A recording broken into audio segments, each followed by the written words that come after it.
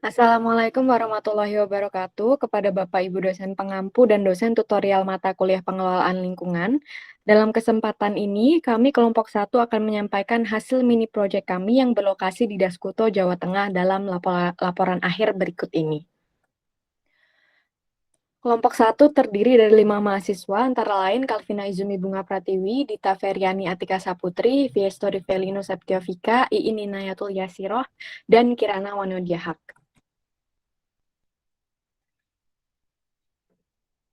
Kemudian latar belakang dari mini project kami tampilkan melalui kerangka berpikir. Yang pertama yaitu diketahuinya karakteristik Daskuto, yang mana Daskuto ini berada di sebagian Kabupaten Batang, Kendal, dan sebagian kecil Kabupaten Banjarnegara.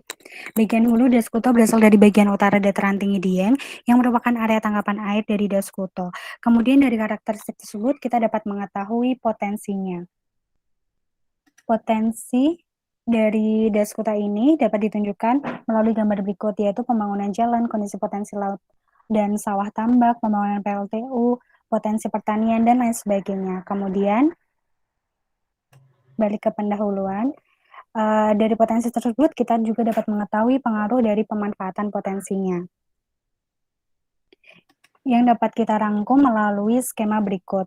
Yang pertama, kita dapat mengetahui besar kemampuan lingkungan hidup untuk mendukung perikapan manusia dan makhluk hidup. Yang kedua yaitu ketersediaan air untuk memenuhi kebutuhan air di bidang pertanian. Yang ketiga yaitu besar emisi GRK yang dihasilkan dari sektor pertanian, peternakan, dan domestik.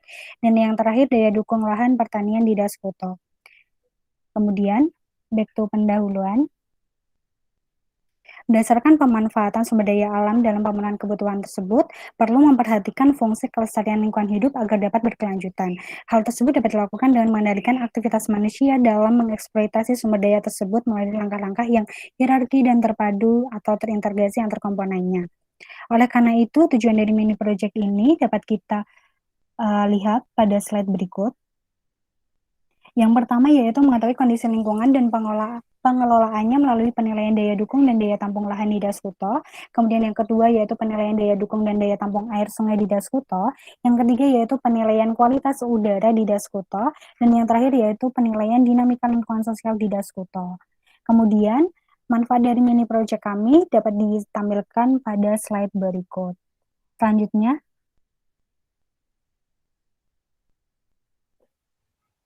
Berikut merupakan peta bentuk lahan atau ekoregion yang menggambarkan morfologi, proses, struktur, dan material yang terbentuk di suatu wilayah. Peta menunjukkan bahwa secara geomorfologi, Daskuto dapat dibagi menjadi bentuk lahan asal proses vulkanik, struktural, fluvial, dan fluviomarin. Bentuk lahan Daskuto terdiri dari lereng gunung api, baik itu material endapan lahar formasi Jembangan, formasi Dieng, formasi Jembangan, dari kaki gunung api, kemudian dataran kaki gunung api material endapan lahar formasi Jembangan, formasi Kali Getas, dan formasi Damar. Kemudian terdapat perbukitan struktural lipatan formasi Jembangan batu pasir, formasi Damar batu pasir, serta formasi Kerek batu pasir. Juga terdapat dataran aluvial sungai endapan aluvium dari formasi Damar, dan dataran fluviomarin material endapan aluvium pantai. Hasil analisis jasa ekosistem terdiri dari beberapa jasa ekosistem. Salah satunya adalah jasa ekosistem penyedia yang terdiri dari penyediaan pangan dan penyediaan air bersih. Pada penyediaan pangan, kelas sedang dan rendah mulai muncul secara bervariasi di wilayah tengah dan hilir. Satuan ekoregion bentang lahan fluviomarin memiliki skor yang tinggi karena adanya sumber air sungai berupa sungai untuk kegiatan pertanian maupun perkebunan dan didukung dengan topografi yang cenderung datar. Skor rendah dimiliki oleh penggunaan lahan permukaan karena tutupan lahan sudah berubah menjadi permukiman yang tidak menjadi daerah resapan air maupun tingginya pencemaran di daerah permukiman yang menjadikan penyediaan pangan termasuk kecil. Kemudian pada penyediaan air bersih, kelas sedang dominan pada bentang lahan dataran kaki gunung api karena keberadaan sungai dengan kualitas air yang belum tercemar. Daya dukung lingkungan jasa ekosistem penyediaan air bersih di wilayah Semarang dominan di sekitar komplek gunung api, terutama lereng dan kaki gunung api. Selanjutnya. kemudian untuk jasa ekosistem pengaturan, meliputi jasa ekosistem pengaturan iklim, kemudian yang kedua pengaturan kualitas udara, dan yang terakhir yaitu pengaturan pencegahan dan perlindungan bencana. Untuk Jasa ekosistem pengaturan iklim didominasi pada ketersediaan potensi yang sedang. Hal ini dikarenakan fungsi pengaturan iklim tersebut dipengaruhi oleh faktor biotik meliputi vegetasi, letak, dan faktor fisiografis seperti ketinggian tempat dan bentuk lahan.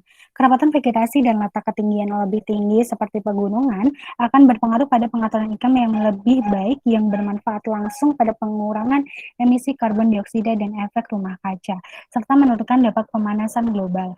Hal tersebut sejalan dengan fungsi pencegahan bencana alam yang dapat mencegah areanya dari bencana erosi, longsor, abrasi, dan tsunami.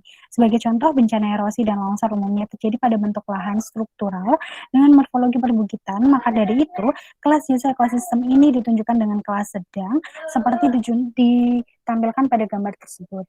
Dengan begitu, potensi ketersediaan jasa ekosistem pengaturan pengendalian dan pencegahan bencana alam ini didominasi kelas sedang. Sementara untuk fungsi pengaturan terhadap kualitas udara yang baik dipengaruhi oleh intensitas pemanfaatan ruang yang dapat berpengaruh pada faktor-faktor meteorologis seperti angin, suhu, hujan, dan sinar matahari.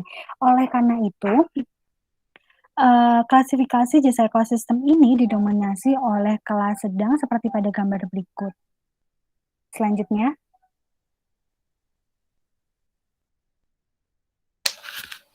Selanjutnya itu ada jasa ekosistem budaya yang terbagi atas pertama tempat tinggal dan ruang hidup, dan rekreasi serta ekoturism. Pertama jasa ekosistem budaya tempat tinggal dan ruang hidup ditunjukkan pada gambar 15. Berdasarkan kenampakan yang ditunjukkan oleh peta, kelas jasa ekosistem pada satuan bentuk lahan di Deskuto terbagi atas kelas tinggi, sedang, hingga rendah.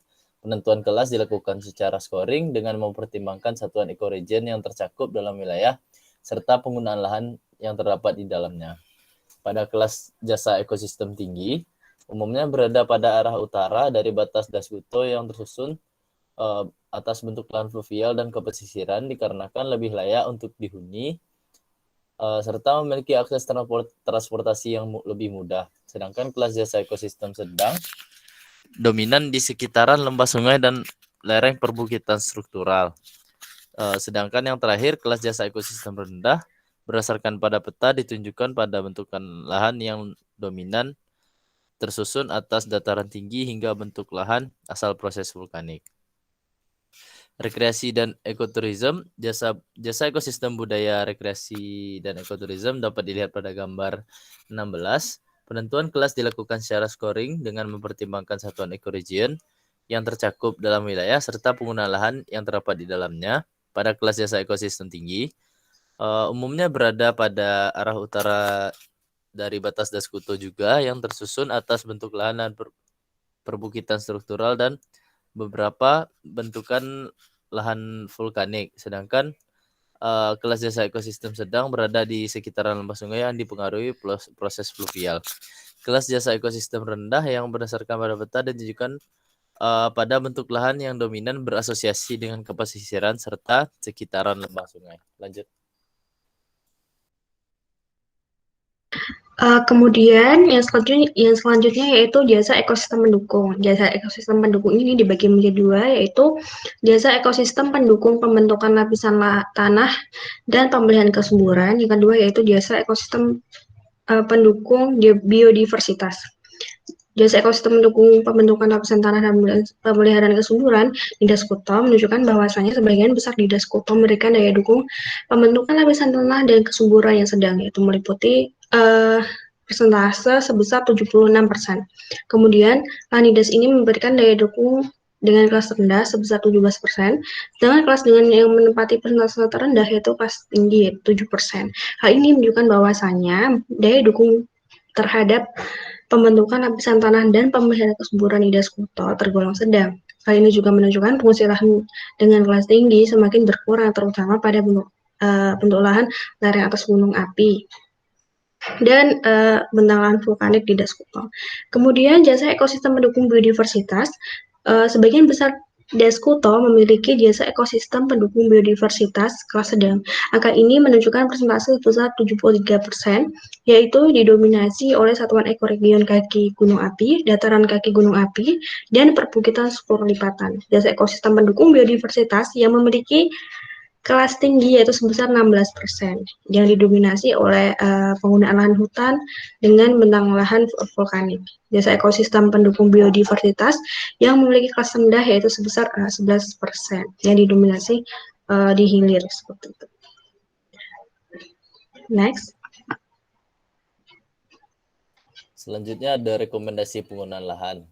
Rekomendasi pengelolaan lingkungan untuk jasa ekosistem penyediaan pangan di Daskuto, yakni berada pada wilayah yang memiliki ketersediaan potensi tinggi dalam penyediaan jasa ekosistem penyedia pangan. Harus dipertahankan kestabilan kualitas lingkungannya dalam ketersediaannya, serta arah pembangunan wilayah direkomendasikan untuk tidak dijadikan dalam rencana perindustrian.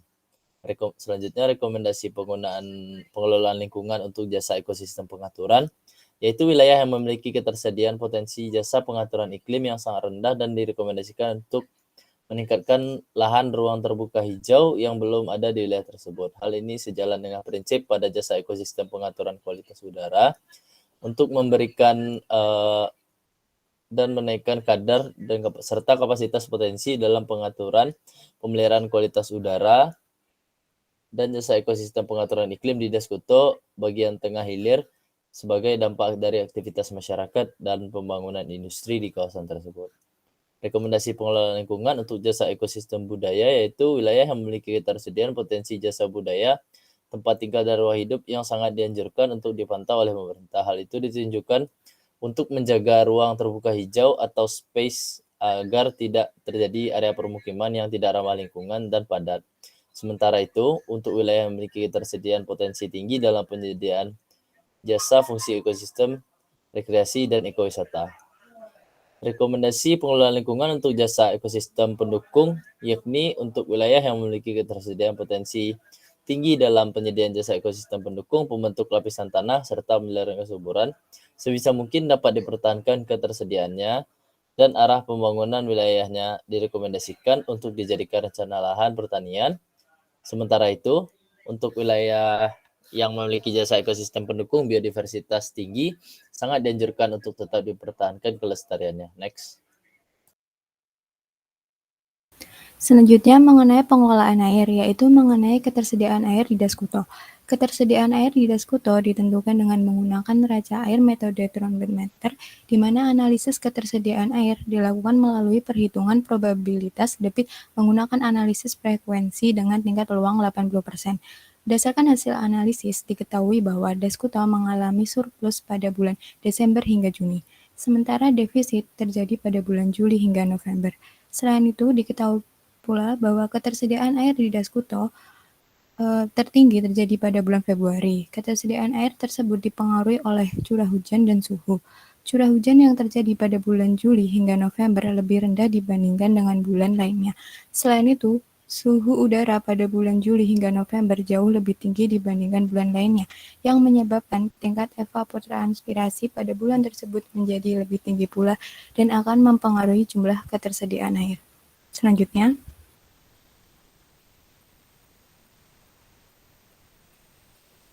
kebutuhan air pertanian dihitung dengan mempertimbangkan persentase massa tanam sebesar 33,33% dan standar penggunaan air 1 liter per hektar per hari. Kebutuhan air untuk pertanian terdiri dari kebutuhan air untuk tegalan, sawah, dan perkebunan. Setiap kecamatan di Daskuto memiliki jumlah kebutuhan air untuk pertanian yang berbeda, seperti yang ditunjukkan dalam tabel berikut. Hal tersebut dipengaruhi oleh luas lahan pertanian yang ada di tiap kecamatan. Semakin luas lahan pertanian, maka akan semakin besar pula kebutuhan air yang dibutuhkan. Kecamatan dengan total kebutuhan air paling tinggi untuk mengairi lahan sawah, tegalan, dan perkebunan adalah Kecamatan Bawang, kemudian diikuti oleh Kecamatan Pelatungan dan Kecamatan Tersono. Total kebutuhan air untuk pertanian di Daskuto adalah sekitar 288.000 meter kubik per tahun atau 24.000 meter kubik per bulan, sehingga ketersediaan air di Daskuto masih dapat memenuhi kebutuhan air untuk pertanian, kecuali pada bulan defisit sehingga kebutuhan air perlu dipenuhi dari sumber lain. Selanjutnya, Upaya pengelolaan sumber daya air terpadu dalam wilayah DAS dapat dilakukan dengan membuat perencanaan atas dasar zona DAS, yaitu zona hulu, tengah, dan hilir. Zona hulu dapat ditentukan sebagai zona pengelolaan dengan prioritas tertinggi karena daerah hulu merupakan kawasan konservasi yang berfungsi sebagai pemasok air dan sedimen bagi daerah di bawahnya. Daerah hulu berfungsi sebagai daerah resapan air, seharusnya berupa daerah dengan tutupan berupa vegetasi hutan, sehingga bila terjadi alih fungsi lahan dapat menyebabkan menurunnya fungsi hidrologi DAS yang akan berdampak pada ketersediaan air di DAS tersebut, terutama pada daerah hilir. Oleh sebab itu, pada zona ini perlu adanya pengontrolan terhadap alih fungsi lahan dan perlindungan serta pelestarian ekosistem DAS di bagian hulu. Zona tengah mulai terdapat penggunaan lahan dan pemanfaatan lahan oleh masyarakat yang mempengaruhi siklus air dan kualitas air, sehingga perlu adanya penegasan dalam pembatasan penggunaan lahan di zona ini. Sementara untuk di zona hilir yang telah didominasi oleh aktivitas masyarakat, di mana air digunakan untuk memenuhi kebutuhan domestik maupun non-domestik, sehingga perlu adanya pengawasan dalam penggunaan dan pemanfaatan air. Selanjutnya, Untuk mengetahui pengelolaan lingkungan udara dapat diketahui melalui perhitungan emisi CH4 sektor pertanian. Berdasarkan hasil perhitungan menunjukkan Kecamatan Tersono menghasilkan gas metana dari sektor pertanian paling tinggi, sementara yang paling rendah berada di Kecamatan Blado dan Batur. Hal ini dapat dipengaruhi oleh luas sawahnya. Selanjutnya,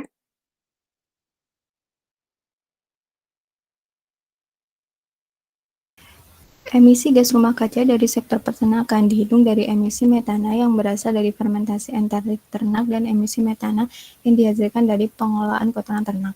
Kecamatan Bawang memiliki nilai emisi metana dari fermentasi enterit dan pengolahan kotoran ternak paling tinggi dibandingkan kecamatan lainnya karena jumlah hewan ternak yang di kecamatan tersebut paling banyak dibandingkan dengan kecamatan lainnya dan didominasi oleh hewan jenis ruminansia yang merupakan penghasil utama metana. Sementara itu, Kecamatan Batur memiliki jumlah emisi metana dari fermentasi enterit dan pengolahan kotoran ternak paling kecil dibandingkan kecamatan lain karena jumlah ternak di kecamatan ini hanya sedikit. Selanjutnya,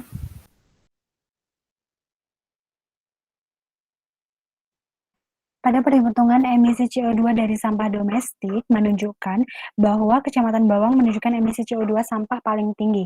Hal ini sejalan dengan jumlah penduduknya yang paling banyak, sehingga sampah yang dihasilkan pun juga lebih banyak dibanding daerah lain. Gas CO2 ini memiliki nilai global warming potensial yang jauh lebih rendah dari gas CH4. Selanjutnya, sampah tidak hanya melepaskan gas karbon dioksida saja, tetapi juga melepaskan gas metana. Kecamatan Bawang menghasilkan gas metana dari timbunan paling tinggi dibandingkan dengan kecamatan lainnya. Karena jumlah penduduk di Kecamatan Bawang jumlahnya paling banyak dibandingkan kecamatan lainnya.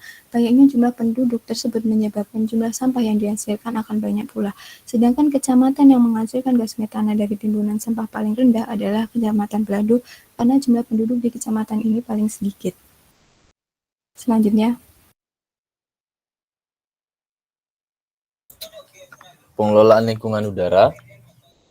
Upaya untuk mengurangi emisi diantaranya dapat dilakukan dengan mengolah kotoran ternak menjadi biogas, pemilihan jenis pakan ternak, menerapkan sistem pengembalaan, peningkatan ketersediaan prasarana dan sarana, persampahan yang memadai, manajemen sampah yaitu dengan mengurangi sampah, memanfaatkan kembali barang yang masih dapat digunakan, mendaur ulang, serta membuat composting dan pemulihan energi.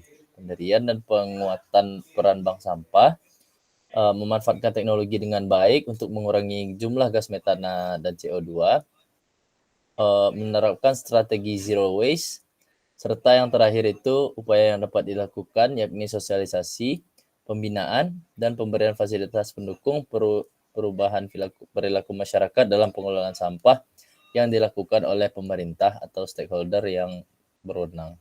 Lanjut. Selanjutnya yaitu pengelolaan lingkungan sosial. Pengelolaan lingkungan sosial ini meliputi kondisi pendudukan, ekonomi, serta budaya di Daskuto sehingga dapat menganalisis isu strategis di Daskuto. Selanjutnya, pada aspek kependudukan, yang pertama yaitu jumlah penduduk di Daskuto secara umum di Daskuto itu jumlah penduduknya meningkat dari tahun ke tahun. Daerah yang memiliki jumlah penduduk tertinggi yaitu berada di Kecamatan Banyu Putih dan Sukorejo, sedangkan penduduk yang terendah yaitu di Kecamatan Bantongan. Hasil proyeksi ini juga menunjukkan bahwasanya penduduk akan mengalami peningkatan setiap tahunnya hingga tahun 2050 serta terjadi perubahan variasi jumlah penduduk. Jumlah penduduk tertinggi berada di Kecamatan Banyu Putih dan Rawasari, sedangkan yang penduduk yang terendah berada di Kecamatan Kuantungan.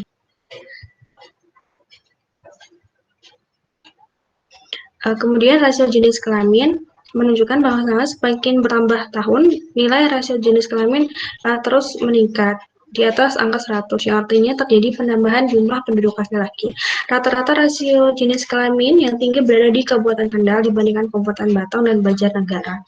Daerah yang memiliki rasio jenis kelamin tinggi pada tahun 2020 yaitu Kecamatan Batur, dan yang terendah yaitu Kecamatan Limpung. Kemudian pertumbuhan penduduk di Daskuto mengalami fluktuasi pada tahun 2016 sampai 2020. Laju pertumbuhan penduduk tertinggi pada tahun 2020 berada di Kecamatan Rawasari sebesar 1,45%, sedangkan laju pertumbuhan terendah itu berada di Kecamatan Sukorejo sebesar 0,55%. Kemudian pada aspek kependudukan lainnya yaitu kepadatan penduduk di Daskuto pada masing-masing kecamatan cenderung meningkat setiap tahunnya. Rata-rata kepadatan penduduk yang tinggi berada di Kabupaten Kendal, kemudian Kabupaten Batang. Daerah yang memiliki kepadatan penduduk tinggi yaitu Kecamatan Weleri, sedangkan daerah yang memiliki kepadatan penduduk terendah yaitu Kecamatan Belado.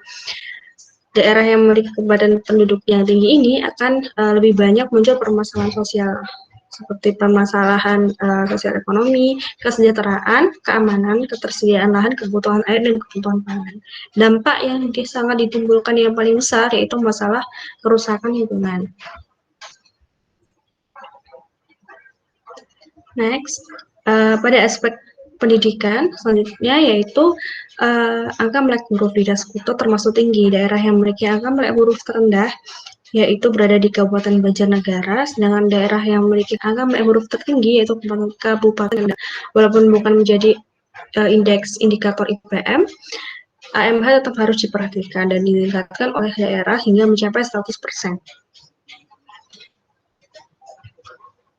Kemudian aspek pendidikan lainnya yaitu APS, APK, dan APM. APS dan APM ini menunjukkan bahwasanya sebagian besar pendidikan di Daskuto itu di bawah SMP dengan mayoritas penduduk yang memiliki angka partisipasi tertinggi pada tingkat SD, yang mana ini menunjukkan bahwasanya kualitas pendidikan di Daskuto masih rendah. Next, pada aspek ekonomi, yaitu terjadi perbedaan PDRB tiap daerah. Daerah yang memiliki PDRB tertinggi yaitu Kabupaten Kendal, kemudian Kabupaten Banjarnegara, sedangkan daerah yang memiliki PDRB paling rendah yaitu Kabupaten Batang.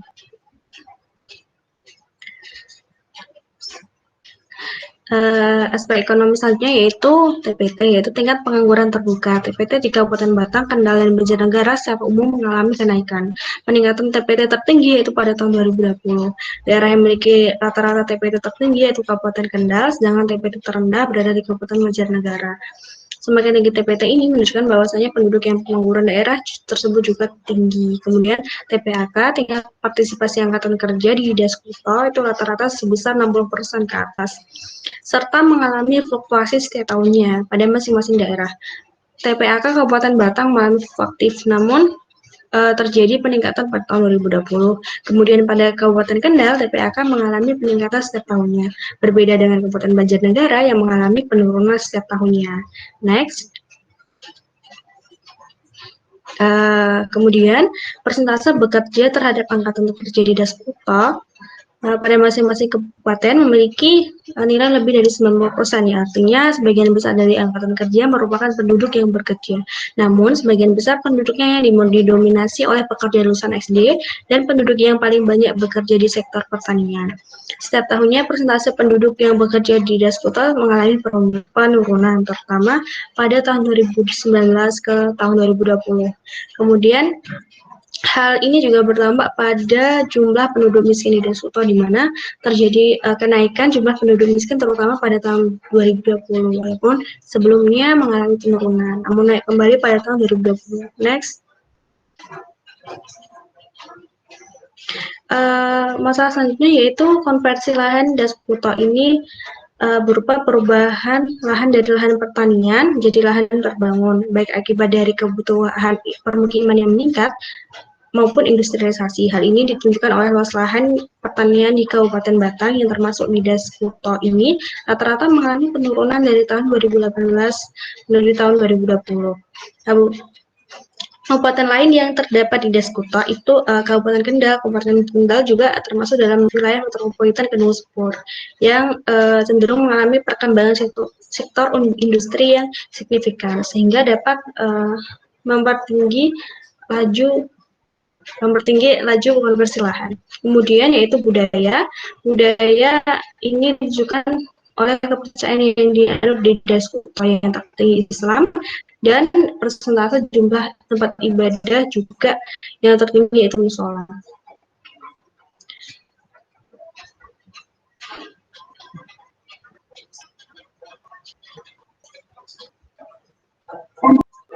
Kemudian Kabupaten cagar budaya dan situs purbakala di Kabupaten Batang, Kendal, dan Banjarnegara itu. Di Kabupaten Kendal ada Silora, Kendal ada Kompleks Makam Nisan Perkara, bangunan Stasiun Kendal, dan Candi Batu Tumpah. Di Banjarnegara terdapat batuan candi. Next. Berdasarkan uraian di atas mengenai permasalahan lingkungan sosial di Daskuto dapat ditarik kesimpulan berupa permasalahan isu strategis dan arahan pengelolaan lingkungan sosial. Permasalahan isu strategis utama di Daskuto yaitu kemiskinan, kualitas pendidikan yang rendah, serta terjadinya alih fungsi lahan dari pertanian ke non-pertanian atau lahan terbangun. Arahan pengelolaan lingkungan sosial di Daskuto dapat berupa penanggulangan kemiskinan, peningkatan kualitas pendidikan, dan peningkatan kualitas dan penguatan sektor pertanian. Isu prioritas yang diambil dari mini project ini adalah proyeksi daya dukung lahan pertanian di Daskuto, di mana grafik menunjukkan bahwa daya dukung lahan pertanian tertinggi dimiliki oleh Kabupaten Batang, dan untuk setiap kabupaten di Daskuto mengalami penurunan nilai daya dukung lahan untuk setiap kabupaten dan untuk setiap periode tahun yang ditentukan, yang dipengaruhi oleh penambahan jumlah penduduk yang terus meningkat atau tekanan penduduk. Kesimpulan yang dapat diambil adalah jasa ekosistem penyediaan jasa budaya pendukung yang memiliki kelas tinggi pada bagian hulu Daskuto meliputi bentuk lahan lereng dan kaki gunung api, yang mana kawasan tersebut digunakan untuk penggunaan lahan hutan, kebun campuran, ladang, dan perkebunan yang mengindikasikan aktivitas manusia pada kawasan tersebut rendah. Berdasarkan analisis perhitungan emisi gas rumah kaca, maka Kecamatan Bawang memerlukan perhatian lebih untuk dilakukan perlindungan dan pengelolaan sumber daya terhadap dampak dari pemanasan global karena kontribusi emisi yang tinggi. Sementara untuk Kecamatan Batur dan Blado, pengelolaan lingkungan harus tetap dipertahankan dan ditingkatkan kembali untuk pelestarian lingkungan yang lebih baik meskipun kontribusi emisi rendah. Berdasarkan hasil analisis, diketahui bahwa ketersediaan air di Daskuto masih dapat memenuhi kebutuhan air, namun pada bulan defisit, kebutuhan air tersebut perlu dipenuhi dari sumber air lainnya. Pengelolaan sumber daya air untuk menjaga ketersediaan air dapat dilakukan dengan membuat perencanaan atas dasar zona das, yaitu hulu, tengah, dan hilir. Daerah hulu dalam pengelolaan dapat dijadikan sebagai daerah dengan prioritas tinggi. Permasalahan sosial, ekonomi, dan budaya di Daskuto berupa peningkatan jumlah penduduk, kepadatan penduduk, TPT, penurunan TPAK, dan persentase masyarakat yang bekerja, penurunan luas pertanian, kualitas pendidikan yang rendah, dan selain sebagainya. Sehingga arahan pengelolaan lingkungan sosial di Daskuto dapat berupa penanggulangan kemiskinan, peningkatan kualitas pendidikan, serta peningkatan kualitas dan penguatan sektor pertanian. Isu prioritas di Daskuto yang dipilih adalah daya dukung lahan pertanian karena terjadinya penurunan luas lahan pertanian akibat alih fungsi lahan. Hasil perhitungan daya dukung lahan pertanian menunjukkan bahwa Kabupaten Batang memiliki nilai yang lebih tinggi, sedangkan hasil proyeksi menunjukkan bahwa nilai daya dukung lahan pertanian di setiap kabupaten terus mengalami penurunan yang menunjukkan bahwa tekanan penduduk di Daskuto terus meningkat dan alih fungsi lahan yang tidak terkontrol atau terus meningkat. Sekian presentasi dari kelompok 1. Terima kasih dan mohon maaf apabila masih terdapat kekurangan. Wassalamualaikum warahmatullahi wabarakatuh.